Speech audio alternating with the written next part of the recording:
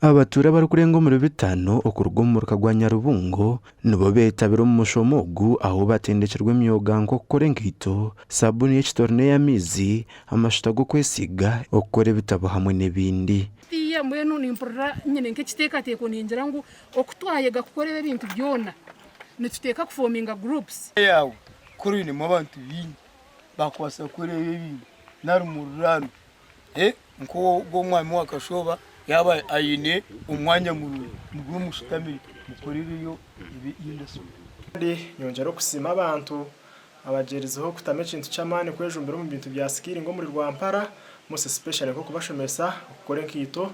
Umushomogu gumazira isabite mu yonka umukuru w'entebe ya katano wa district ya Rwampara Richard Omugasho okinjira umushomogu asimira myishengero Amos Kankunda ahabo kutekateka abantu bakabahereza obukugu social sciences, sociology, administrative law, biha etc. Nazayo abishoma biguma mu mutwe nothing practical ayijaza hampo ugarukutura nawe konkimwe omusande mwe mwayaga kuri ibintu byashohora. Can you imagine? Ni nsima rahanga bwa honari Kankunda agwe myoge yatwegise namwe ninyonyegere nkito nargaha niza kutandika kwege nkito kandi nyegesoho nabandi. Umugandi abebembezi b'ikigombe cha Lions Club nibashaba abanyakigombo kongera amano kwikireza byenderwa by'ikigombe aha kuba bukwetaga ubwizu nubeyongera. Worldwide we roar more than 40,000 clubs and almost in every country of the world.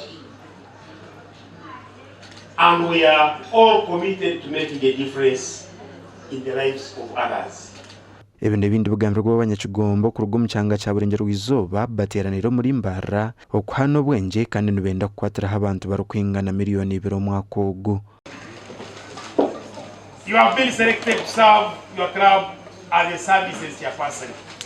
Omwanyogu klabu ya Lions Mbara Central batori nakachikwa kasya. Banyiza abantu bana kugira ngo ibyo batwegiteho bari nabo ubwenge bwabo umana gabo nana ubwiro bwinde ubunga abantu basikutekata yamushekeza ngo boyine ese denezeyitagwa ngo ukoreza amagizi bageze ngo basta kuyamba kweza sente Nda Aidan Bataringa yana Senyom Gideon.